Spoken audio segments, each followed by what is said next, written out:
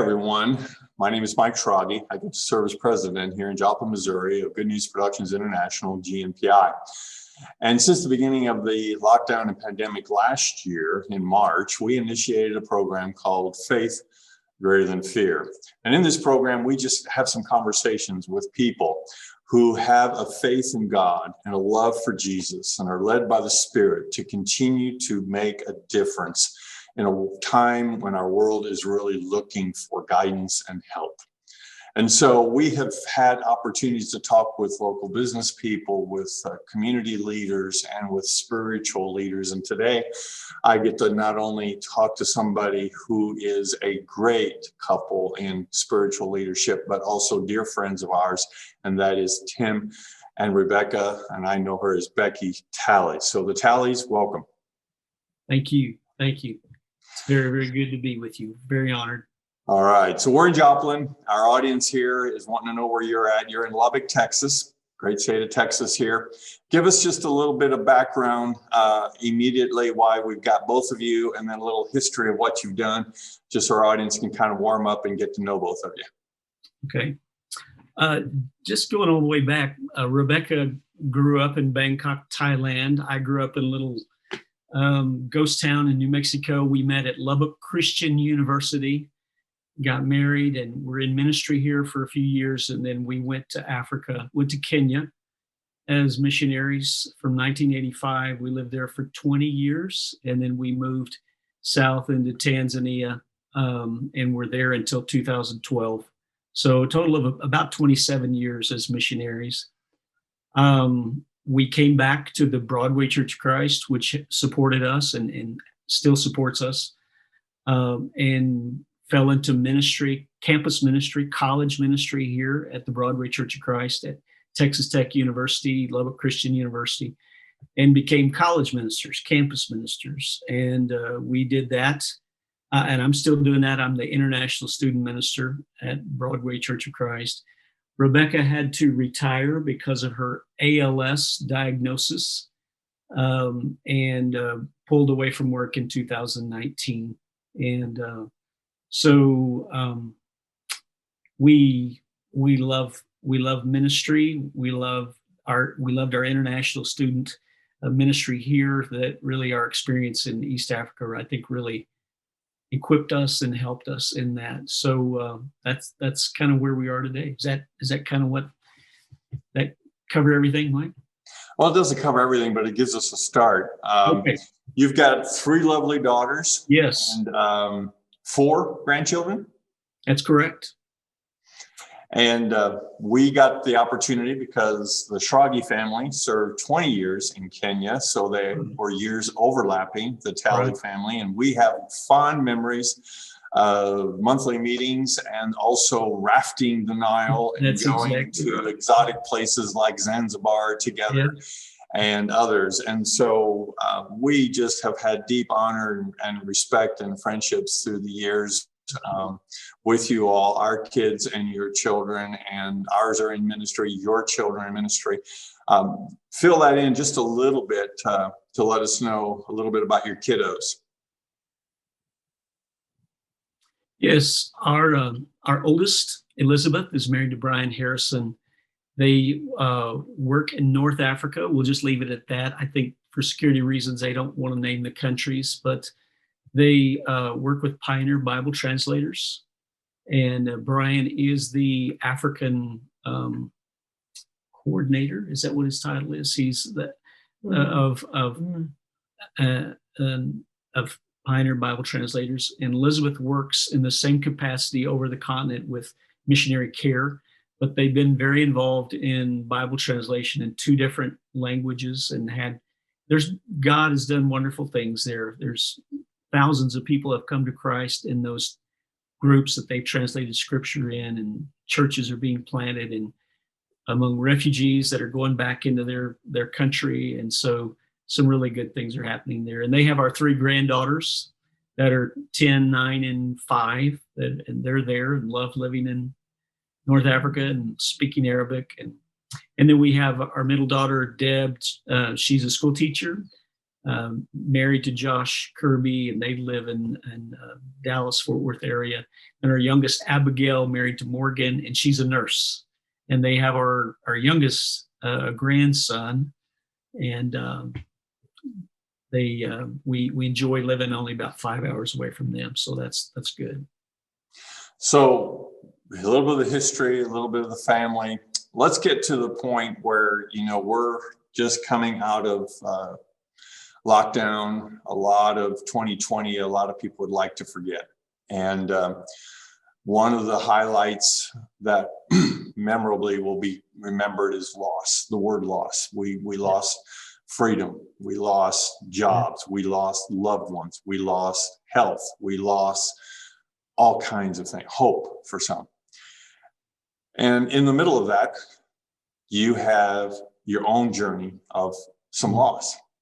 So you introduced us to ALS with Rebecca, and tell us a little bit more of the journey and focusing on that during that season.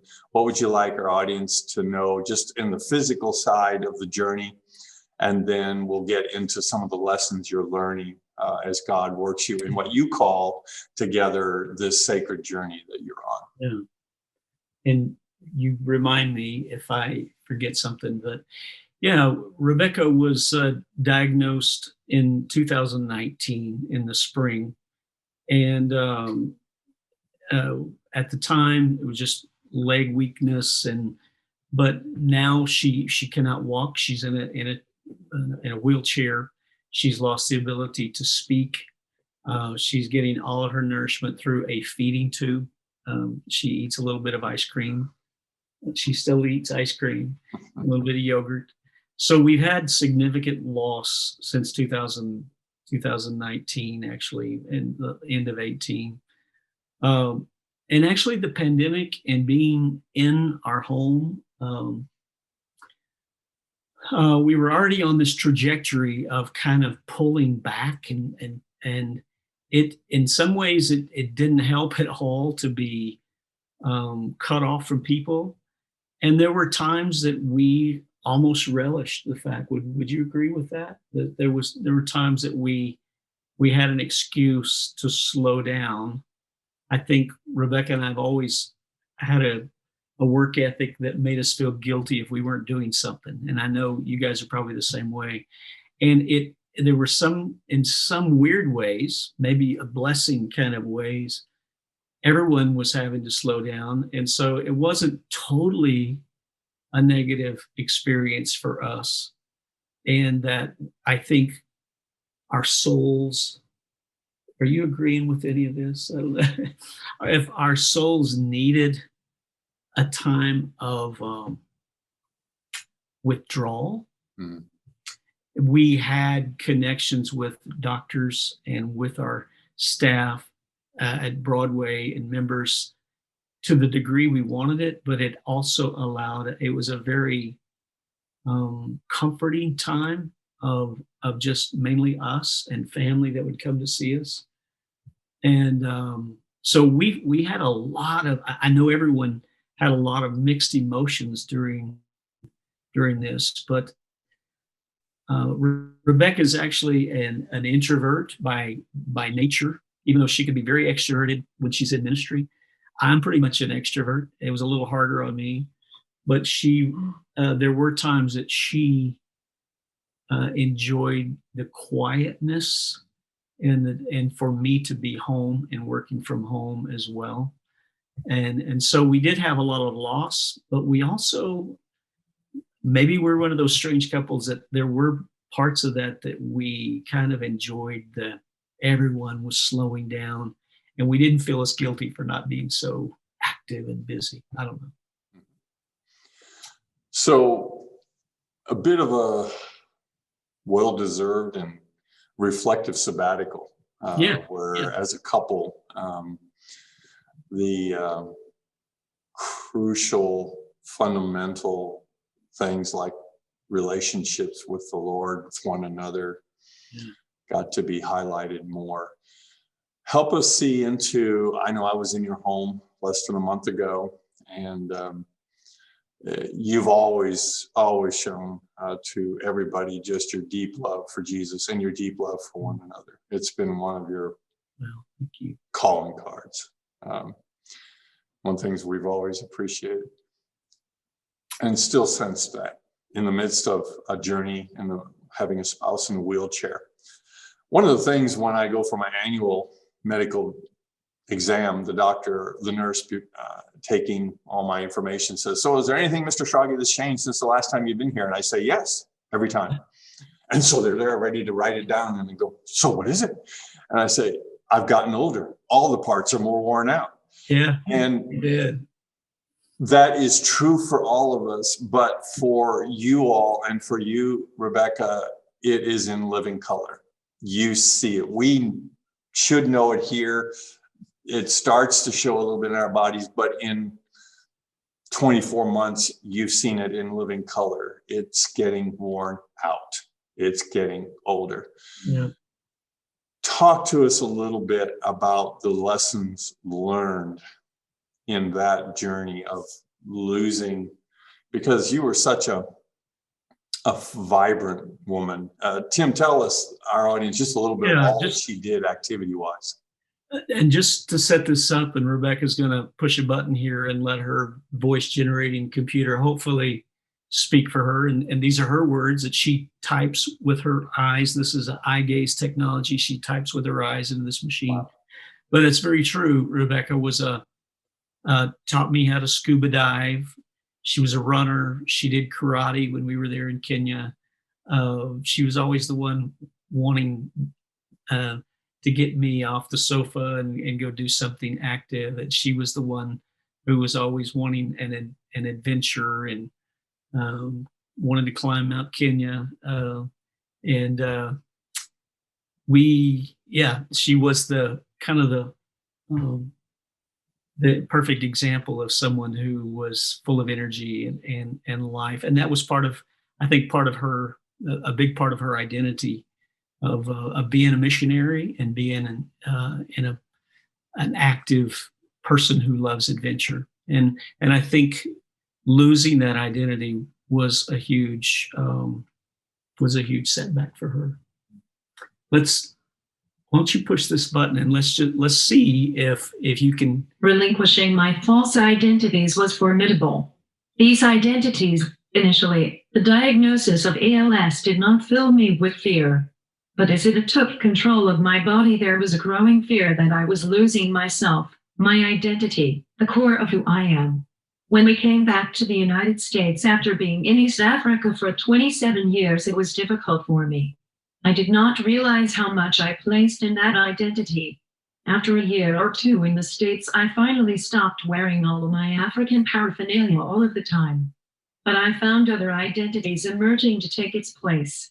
However, with my ALS diagnosis, I was stripped of almost everything I thought was me.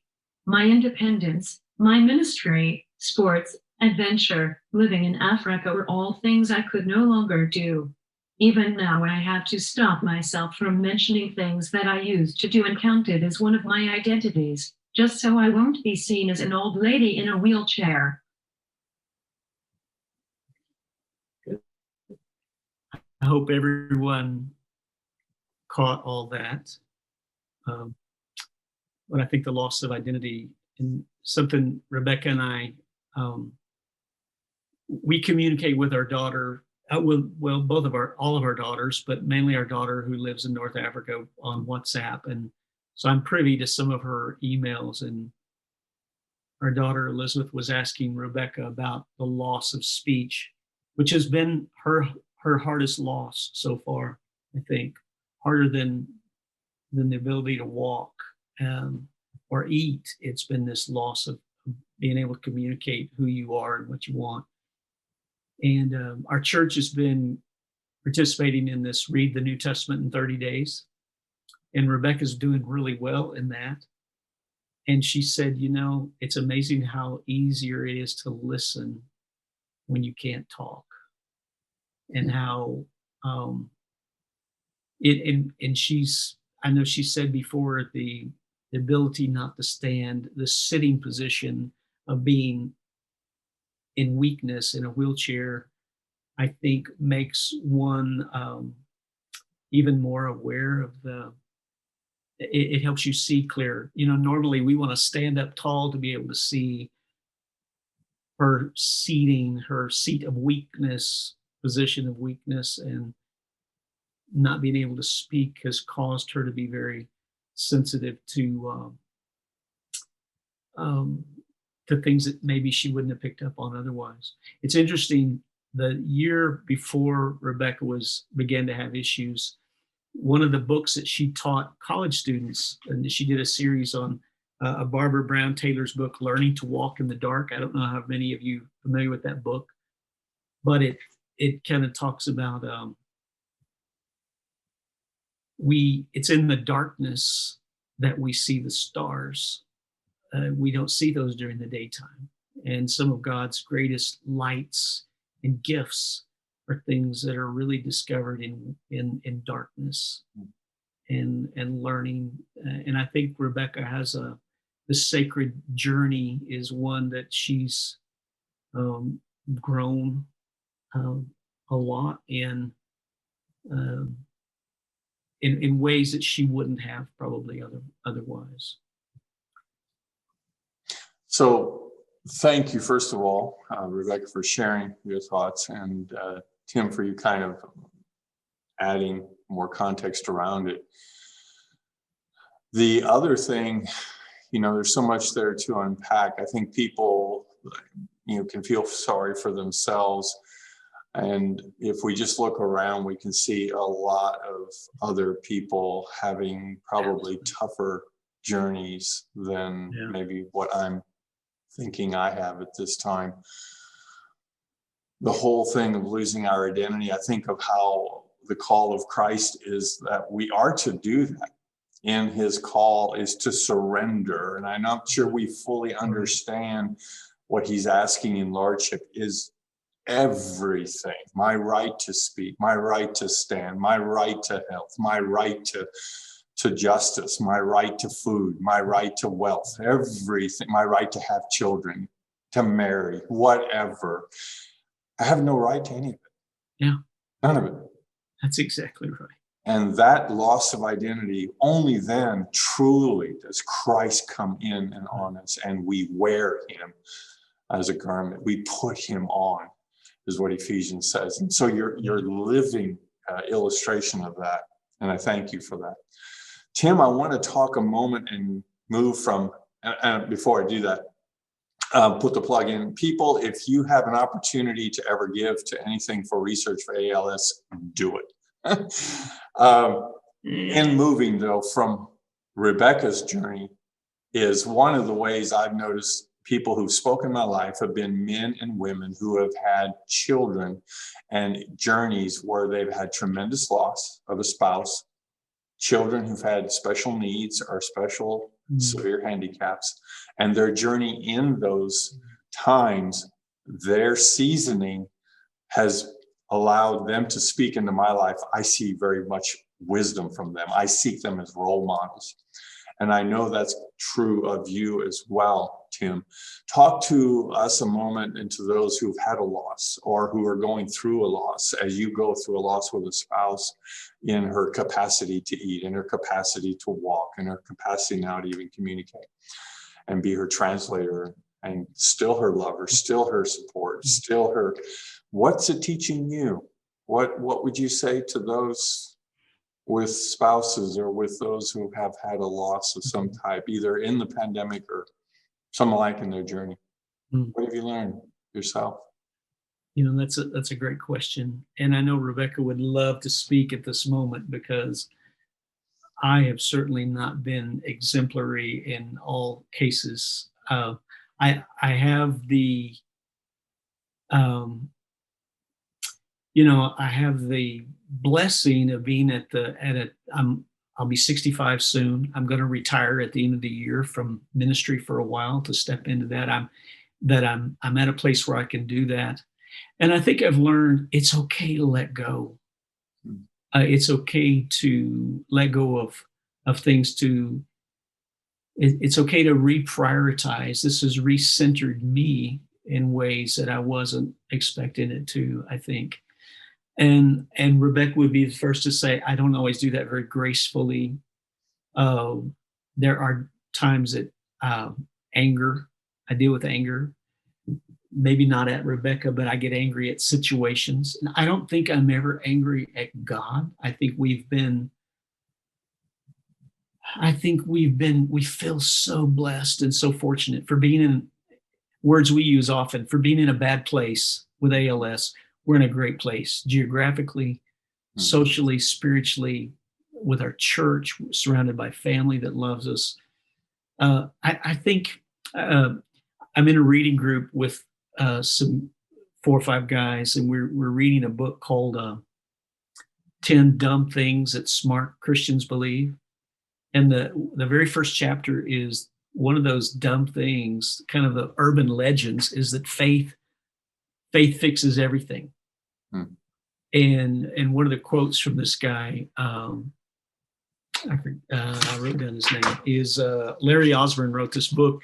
One of his quotes, and I won't get it exactly right, but faith isn't a skill we master. It's like a GPS.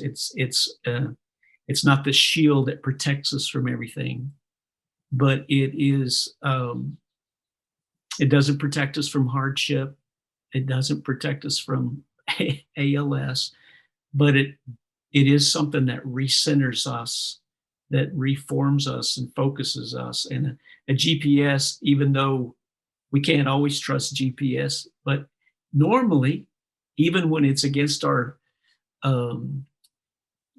sensations of we need to go this way, if we listen to the GPS, most of the time it gets us there. And faith is this perfect GPS system that will eventually, maybe the road may be bumpy and hard, but it will get us to the right place always.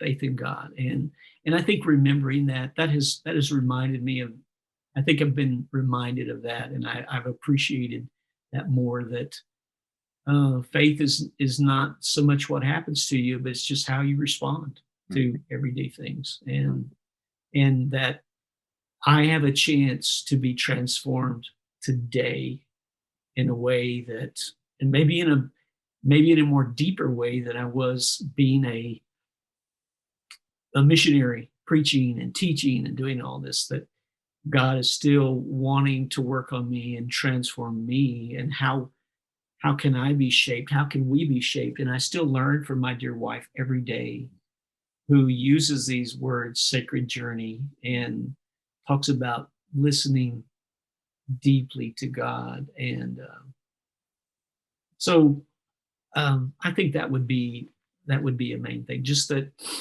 grace, to be still and to slow down, to receive God's grace in a deeper way than I ever have. And it doesn't depend on how busy I am or effective I am or engaged in ministry I am, that this season of life to seep up some of God's blessings in ways that maybe I didn't catch before. I don't know who the leader was, but he stepped away from ministry to take care of his brother. And they said, "Oh, you're at the zenith of your career. Why would you throw that all away?" And he said, "I'm not throwing anything away. Absolutely. I'm learning Absolutely. like I've never learned before, how to be made in the image and likeness of Christ." And I think what you're talking about, Tim and Rebecca, is this element of faith that's centering.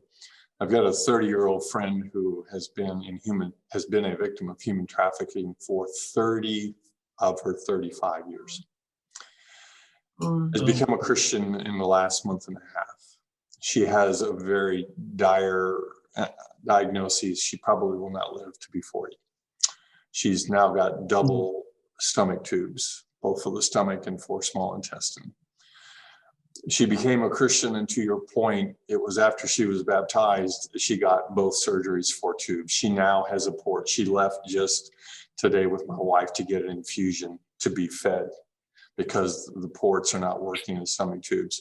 The point is this: she's still glad she's following Jesus, but the promise that there was not going to be any ports or any infusions or any more surgeries just in this broken world is not what faith is all about. She's centered on Jesus and looking beyond what the body's going to allow her to do.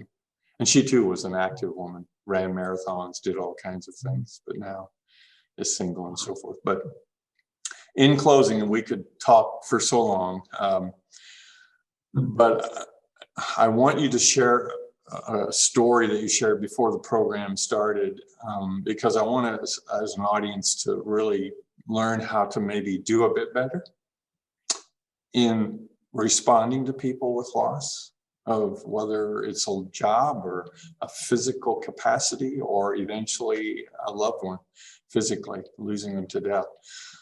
But I want you to share the church story, Tim, and the lessons that we learned and you learned from that. Add a little bit of levity to our situation at the moment here. Okay. And I wish so deeply that Rebecca could tell the story in her own voice. And I'm going to do my best to use her words that she used when she told this story to our college students and even to a women's conference.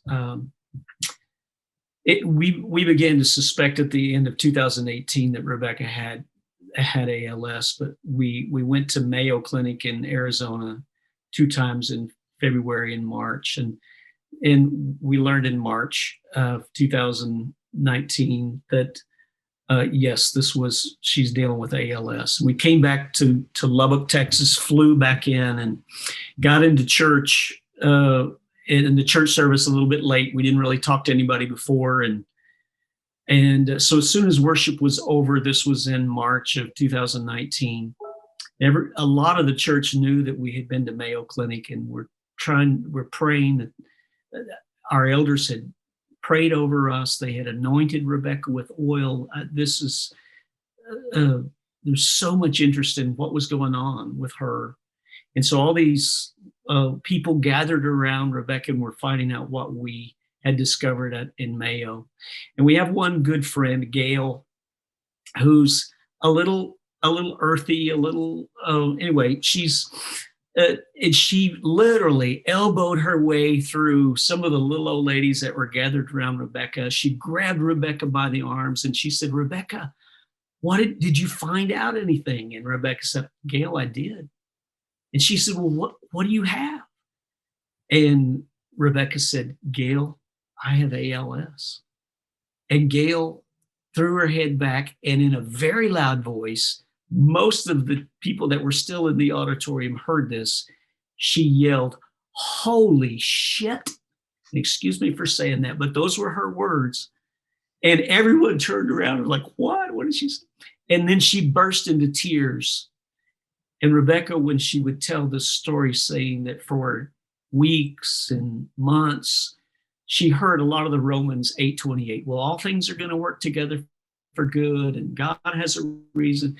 And those are all, we love those scriptures, and they're real, they're true. They're not always appropriate at times when people are suffering. It didn't always make Rebecca feel good when she heard that.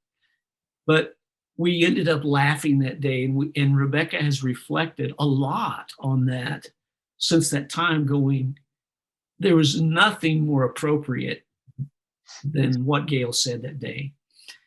God is, and will turn this situation, which is terrible, is crappy, whatever word, and use her word, whatever, but he makes it holy. And she, in her crude way, and maybe a very real, gave Rebecca words that we think about. In fact, there's another lady in church who leads the ladies, not just ladies, but the community Bible study. She's kind of the premier Bible teacher for women in West Texas, and a very good friend of ours. And she made a vest and put those words on the back of a vest for Rebecca. That anyway, she hasn't worn that to church yet. But we think that's true. That is a truism. God is the one that no matter what happens in life, and there are so many people that are worse off than we are. And you and I both know we can look around the world and we see so many terrible situations.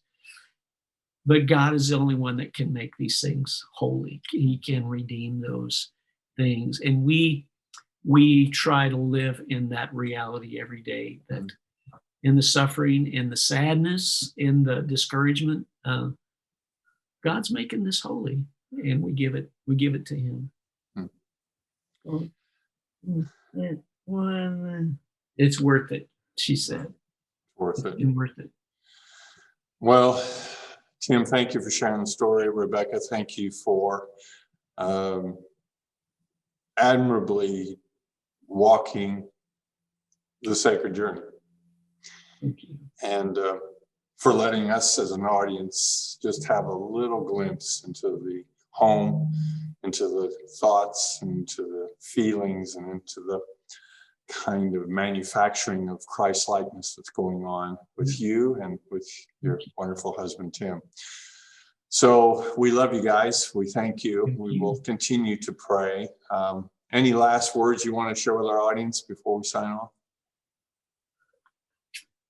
We just love and appreciate you and appreciate your ministry. And we thank God for the connections that we've had and we still have with GNPI and with your family. Specifically, it means a great deal, great blessing to our lives. Well, thank you, and same to you all, and greetings to your children and grandchildren, if and when and how you see them. Okay. So, Tim and Rebecca Talley from Lubbock, Texas, thank you for sharing your sacred journey with us today on another episode of Faith Greater Than Fear. I hope you heard some of the lessons that they shared about centeredness, and that faith is not going to remove obstacles. Faith is not going to make everything rosy. Faith is not going to bring back losses we've experienced, but it does help us journey well and to do it with intentionality and to bless others. And so, again, as I mentioned in the middle of the interview in the program, if you know of a way to help for research for ALS, please do underwrite that research in important and significant ways. God does use the medical community and research community to bring healing and solutions to these kind of illnesses, firstly. Secondly, if you love this episode, there's probably others that would love to hear it as well. So share it on your social media channels. And I know that we've got that available on a podcast version as well. And so from all of us here at GNPI, the Talleys in Lubbock, Texas, we wish you a blessed day, and may your faith be greater than your fears. God bless you. Thank you.